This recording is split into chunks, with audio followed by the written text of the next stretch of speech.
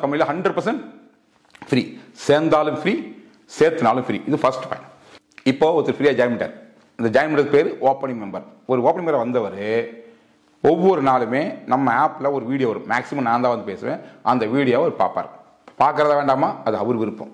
இஷ்டம்னா பார்க்கலாம். ஆனால் பார்த்தாருன்னா பர்ஃபெக்டாக பார்க்கணும். அவர் பார்க்குறாங்கிற கேள்வியை திரும்ப திரும்ப பாபப்பில் கேட்டே இருப்போம். ஒரு இடத்துல எஸ் கொடுக்காமட்டா கூட மறுபடியும் ஃபஸ்ட்டு இருந்து ஓடும். ஸோ பார்க்குறது அவர் விருப்பம், பார்த்தா ப்ராப்பராக பார்க்கணும். அப்படி பார்த்து முடிச்சதுக்கப்புறம் நம்முடைய ப்ராடக்ட் சார்ந்த விஷயங்கள் அதில் டிஸ்பிளேல ப்ரொமோஷனில் வீடியோவாகவும் இமேஜாகவும் உள்ளே ஓட ஆரம்பிக்கும். அதை பார்க்கலாமா அவர் இஷ்டம். இப்படி பார்த்ததுக்கப்புறம் அது முடிச்சதுமே ஒரு கேப்சா வரும். எதுக்காக அது கேப்சா வருது அப்படின்னா அவர் தான் பார்த்தாரான்னு செக் பண்ணுறதுக்காக ஒரு கேப்சாவை டைப் பண்ண சொல்கிறோம். ஸோ அந்த கேப்சாவை டைப் பண்ணி குயிக்காகவும் கரெக்டாகவும் டைப் பண்ணி சப்மிட் பண்ணார்னா ₹1 ₹2 காசு வரும். இந்த விஷயத்தை செய்யலாமா வேண்டாமாங்கிறது முழுக்க அவரின் விருப்பம் சார்ந்தது. இப்படி செஞ்சால் ஒரு நாளைக்கு இது ₹1 ₹2 சம்டைம்ஸ் ₹3 வரும். இப்படி ஒரு நாளைக்கு அதிகபட்சமாக அக்குமுலேஷனில் ₹5 சம்பாதிக்கலாம். யார்? ஒரு ஃப்ரீ மெம்பர். இதுக்கு யாரும் ஆள் சேர்த்தணுமா, இல்லை வந்து ஏதாவது பொருள் விற்கணுமா? ஒன்றுமே கிடையாது. ஜஸ்ட் ஃப்ரீயாக வந்தார், நம்ம சேனலில் என்ன பார்க்குறாரு, ஃபர்தராக நம்ம ஆப்பில் எல்லாத்தையும் அப்டேட் பண்ணுறாரு. இது செய்யும்போது என்ன ஆகுது, ஆட்டோமேட்டிக்காக ஒரு நாளைக்கு ₹5 இன்கம் ஏர்ன் பண்ணுறதுக்கான வாய்ப்பு கிடைக்குது. இப்படி ஏர்ன் பண்ண காசு அக்குமுலேஷன் அன்னைக்கு ₹50 வருதோ அவர் வித்ட்ரா பண்ணிக்கலாம். இதுக்கும் ஆள் சேர்த்த அவசியம் இல்லை, பொருள் விற்கணும் அவசியம் இல்லை, பொருள் வாங்கணும்னு அவசியம் இல்லை. ஒன்ஸ் ₹50 வித்ட்ரா பண்ணிட்டார். இப்போ ஒரு முடிவு வரலாம், இது சிஸ்டம் நல்லா இருக்குது, தொடர்ந்து ட்ராவல் பண்ணலாம், அவரோட முடிவு. இதெல்லாம் போலப்பா தூக்கி போட்டு போகலாம், அவரோட முடிவு. இல்லை நம்ம கொஞ்சம் வெயிட் பண்ணி பார்க்கலாம், அவரோட முடிவு. என்னவா இருந்தாலும் சரி, ஒரு முடிவு எடுக்கிறதுக்கு இந்த இடத்துல ஸ்டேஜ் வருது, அவர் டிசிஷன் எடுக்காரு. சரி ஓகே, சும்மாவே பாட்டுப்போம்ப்பா, என்ன நடக்குன்னு பாட்டுப்போம் சொல்லிட்டு திரும்ப இதே ஓயமாக கண்டினியூ பண்ணுறாரு. யாரையும் சேர்த்தவும் இல்லை, எந்த பொருளையும் வாங்கவும் இல்லை. ஏன்னா கம்பெனி வந்து கம்பல்சரி எதை செய்ய சொல்ல பார்த்துட்டே இருக்காருன்னா டெய்லி ₹5 அவரோட வேலெட்டில் ஆட் ஆகிட்டே இருக்கும். ஸோ கண்டினியூ ஆட் ஆகிட்டு இருக்கும். பட் எடுக்க முடியாது, ஆனால் வேலெட்டில் உண்டியில் போகிற ஆட் ஆகிட்டு இருக்கும். என்னைக்காவது உதாரணத்துக்கு வந்து ஒரு 100 நாள் பார்த்தாருன்னா அங்கே ஒரு ₹450 இருக்கும். ஒரு 1000 நாள் பார்த்தாருன்னா ₹4500 இருக்கும். ஸோ எத்தனை நாள் பார்க்குறோம் அத்தனை நாள் காசு அவருடைய ஆப்பில் ஆட் ஆகிட்டே இருக்கும், வேலெட்டில் வந்து வந்துகிட்டே இருக்கும். அப்படி ஆட் ஆன காசை எனக்கு எடுக்கலாம் முடிவு பண்ணுறாரு. இவ்வளோ காசு சேர்ந்துச்சு, ₹500 வந்துச்சு, ஒரு 1000 வந்துச்சு, எடுத்துக்கலாமா வித்ட்ரா பண்ணிக்கலாமா யோசிச்சாருன்னா கம்பெனி அந்த இடத்துல ஒரு விஷயத்தை சொல்கிறாங்க. என்ன அப்படின்னா, ஐயா நீங்கள் வந்து ஓயமாகும் போது ₹50 வித்ட்ரா பண்ணிட்டீங்க, அதுதான் உங்களுக்கு வந்து கம்பெனி அலோவ் பண்ணுற விஷயம். மேற்கொண்டு நீங்கள் எத்தனை ரூபாய்க்கு பார்த்து சேர்த்து வச்சுக்கலாம். பட் வித்ட்ரா பண்ணணும்னு சொன்னால் ஒரே ஒரு கண்டிஷன் இருக்குது. என்ன அப்படின்னா, நாங்கள் சஜஸ்ட் பண்ணுற ஒரு ஃபேஸ் கேர் பேக், அது நார்மலாக ₹480 எம்ஆர்பி. அதை வந்து நீங்கள் வந்து இந்த பொசிஷன்லேருந்து மாறி அடுத்த லெவல் போக விரும்புனீங்கன்னா அதை ₹300 கொடுத்து உங்களுக்கு விருப்பம் இருந்தால் உங்களுக்கு நியர்பை ஸ்டோரில் பர்ச்சேஸ் பண்ணிக்கன்னு சொல்லுவோம். ஸோ ₹480 பொருள் உங்களுக்கு விருப்பம் இருந்தால் நியர்பை ஸ்டோரில் நீங்கள் போய் பர்ச்சேஸ் பண்ணிக்கங்க. ஒன்ஸ் பர்ச்சேஸ் பண்ணார்னா ₹300 கொடுத்து ஒரு ஃபேஸ் கேர் பேக் வாங்குறாரு. அந்த ஃபேஸ் கேர் பேக் எதுக்கு யூஸ் ஆகும்? ஃபேஷியல் பர்பஸ்க்கு. ஒரு நபர் மோர் தென் 10 டைம்ஸ் யூஸ் பண்ணலாம். அந்த அளவுக்கு மெட்டீரியல் இருக்கும். ஸோ ஒரு ஃபேஷியலுக்கு என்ன சார்ஜ் ஆகும் உங்களுக்கு தெரியும். ஸோ அந்த அளவுக்கு 10 டைம்ஸ் யூஸ் பண்ணுறதுக்கான ஒரு பே பண்ணுற அந்த பர்ச்சேஸ் அமௌண்ட் எவ்வளோ? வெறும் ₹300 கொடுத்தாச்சு, வாங்கியாச்சு. பட் இதை செஞ்சது மூலிமா கிடைக்கிற விஷயம் என்னன்னா, காம்ப்ளிமெண்ட்டா அவ்வளோ நாள் ஓயமாந்து எத்தனை ரூபா பார்த்தாரோ அத்தனை ரூபா வித்ட்ரா போட்டுக்கலாம். அதோட முடியல, மேற்கொண்டு டெய்லி தொடர்ந்து பார்க்கலாமா? விருப்பம் தான் பார்க்கலாம். அப்படி பார்க்கும்போது ஒரு நாளைக்கு ₹5 கிடைச்ச இன்கம்ங்கிறது ₹7 கிடைக்கும்.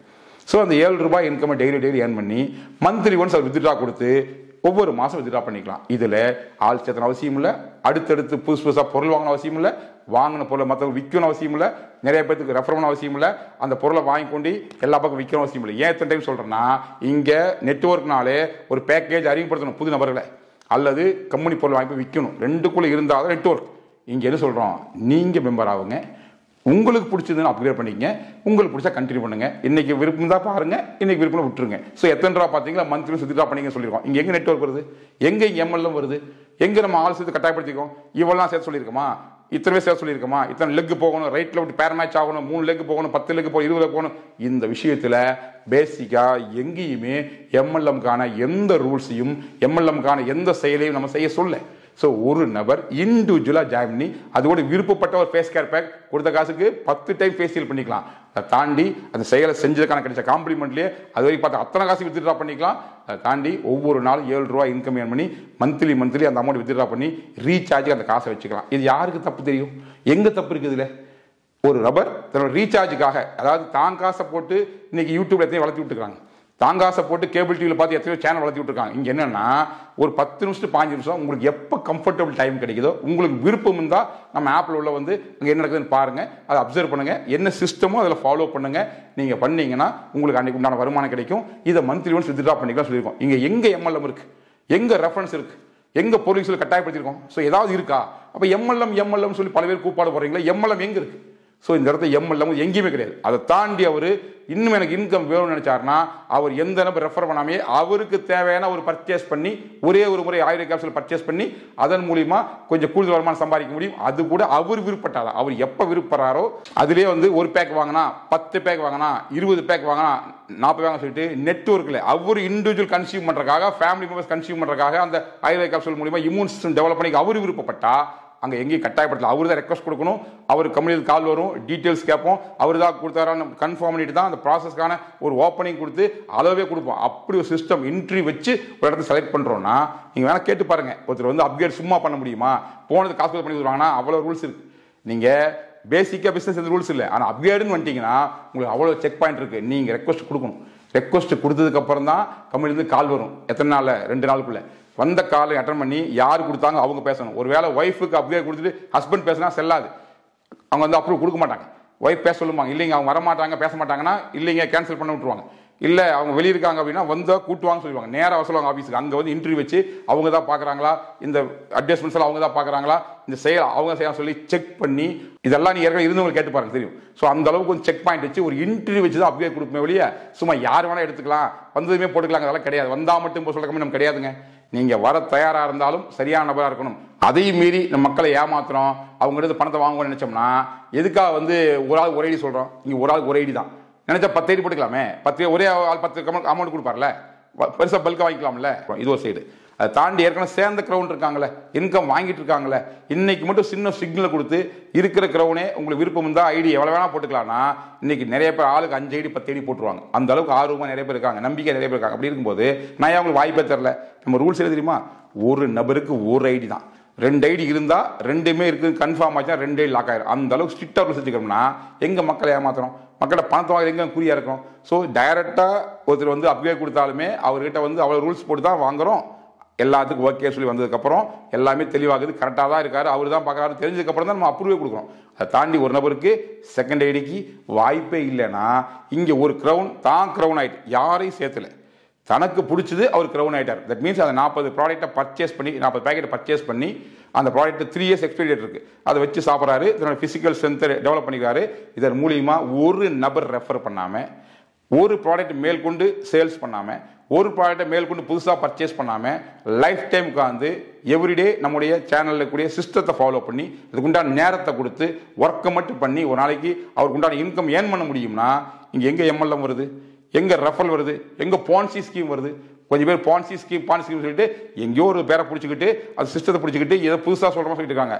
நான் திரும்ப சொல்கிறோம், இங்கே ரெஃபரல் அப்படிங்கிறது முழுக்க முழுக்க ஆப்ஷன். உங்களுக்கு விருப்பப்பட்டா, உங்களுக்கு இது நல்லாக்குதுன்னு நினைச்சா, நமக்கு தெரிஞ்சவனு கொடுத்தா அவங்களும் நல்லாப்பாங்க நீங்க நினைச்சீங்கன்னா கொடுக்கலாம். சோ இதை கொடுக்கலாம் வேண்டாமா நீங்க முடிவு பண்ணுங்க. யாருக்கு கொடுக்கலாம் நீங்க முடிவு பண்ணுங்க. எப்ப கொடுக்கலாம் நீங்க முடிவு பண்ணுங்க. எவ்வளவு கொடுக்கலாம் நீங்க முடிவு பண்ணுங்க. கொடுக்கறதா வேண்டாமா நீங்க முடிவு பண்ணுங்கன்னா இங்க எம்எல்எம் வருது. எம்எல்எம்ல ரெஃபர் பண்ணாம பொருள் சேல்ஸ் பண்ணாம ₹1 சம்பாதிக்க முடியாது. இதுதான் எம்எல்எம் ஸ்கீம், பான்சி ஸ்கீம். இங்க ஒரு நபர் தன்னுடைய சுய விருப்பத்தின் பேர்ல தன்னை மட்டுமே தயார்படுத்திக்கிட்டு தான் மட்டுமே ஒர்க் பண்ணி தான் மட்டும் இன்கம் வாங்க முடியும்னா இங்க எம்எல்எம்கான முகாந்திரம் எங்க இருக்கு? நீங்க கேட்கலாம், என்ன இருந்தாலும் நீ ரெஃபர் பண்ணலாங்க ஆப்ஷனா கொடுத்தாலும் அது செய்யறாங்க தானே மக்கள். ஆமா கொஞ்சம் பேர் செய்யறாங்க, அப்ப தப்பு தானே, அங்க எம்எல்எம் வருதானே அப்படின்னா ரெஃபர் பண்றது தப்புன்னா இன்னைக்கு நீங்க போய் கூகுள் பேல போங்க, ரெஃபர் ஃபண்ட் இருக்கா இல்லையா? பேடிஎம் போங்க, ரெஃபர் ஃபண்ட் இருக்கா இல்லையா? இன்னைக்கு பெரிய பெரிய துணி கடை, பெரிய பெரிய நகரில் போங்க, அவங்க சொல்லுவாங்க, சார் நீங்க வாங்குறது மட்டும் இல்லாம உங்களுக்கு தெரிஞ்ச சொந்தக்கார அறிமுகப்படுத்துவீங்க சார், உங்களுக்கு பாயிண்ட்ஸ் கிடைக்கும், என்ன வாங்குறாங்களோ அது உங்களுக்கு ஒரு பாயிண்ட்ஸ் கிடைக்கும், அதுக்கு உண்டான நீங்க நகை எடுக்கும்போது காசு கழிச்சுக்கலாம்னா காசு தானே பாயிண்ட்டுங்கிற பேர்ல. இப்படி பல இடங்கள்ல நீங்க வந்து ஒரு செயலை செஞ்சது மட்டும் இல்லாம உங்களுக்கு பிடிச்சதுன்னா மற்றவங்க சொல்லுங்க, அதன் மூலியமா எங்களுக்கு வியாபாரம் நடக்கும், உங்களுக்கு ஒரு இன்கம் தரணும்னு சொல்ற செயல் இன்னைக்கு இருக்குதா இல்லையா? அப்படி இருக்கும்போது இந்த ரெஃபர் ஃப்ரெண்ட் அப்படிங்கிறது இன்னைக்கு எல்லா பக்கம் இருக்குது அப்படின்னா அது நியாயம் என்றால், அது சரி என்றால் நான் பண்றது கரெக்ட் தானே? இதுங்க நான் தப்பு பண்றேன், யாரை இங்க ஏமாத்துறேன்? யாராவது வம்பு பண்ணி வம்பு கட்டாம நீ ஐடி கொடுக்கல, ஐடி கேன்சல் ஆயின்னு சொன்னா நீங்க எனக்கு கேள்வி கேளுங்க. இதை பண்ணாதான் உனக்கு காசு வரும், இல்லை உனக்கு காசே வராது சொன்னா நீங்க எனக்கு கேள்வி கேளுங்க. ஸோ இங்க ரெஃபர் பண்றதுங்கிற ஒரு ஆப்ஷன், அதை கொடுக்கறதுக்கு எனக்கு உரிமை இருக்குது, எடுத்துக்கலாமா வேண்டாமாங்கிறது அவங்களுக்கு உரிமை இருக்குது. இது உங்களுக்கு என்ன பிரச்சனை இருக்குது? எங்க நீங்க வந்து எம்எல்எம் பான்சி ஸ்கீம் சொல்லி கூவிட்டு இருக்கிறீங்க? ஸோ திரும்ப திரும்ப சொல்றேன், எத்தனையோ எம்எல்எம் கம்பெனி இருக்குது, ஆனா அது சிஸ்டத்துல அந்த லிஸ்ட்ல நான் இல்லை. என்னுடைய கம்பெனி முழுக்க முழுக்க ஒரு தனி நபர் சம்பாதிக்க நினைச்சாருன்னா அவர் தனியாகவும் சம்பாதிக்கலாம், ஒரு அணியாகவும் சம்பாதிக்கலாம். வாய்ப்பை நான் கொடுத்துட்டேன். எப்படி பயன்படுத்தலாம், எங்க பயன்படுத்தலாம், எதை பயன்படுத்தலாம் முழுக்க முழுக்க அவர் உரிமை என்றால் இங்க எம்எல்எம் எங்க வந்தது? ஸோ அத்தனை அதிபுசாலிகளுக்கும் திரும்ப திரும்ப கேட்கிறேன், நீங்க ஏதோ ஒன்ன பார்த்துட்டு இதுவும் அதுதான் சொல்லாதீங்க.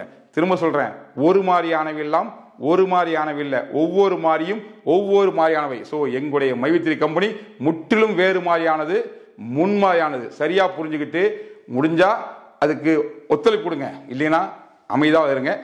நன்றி, வணக்கம்.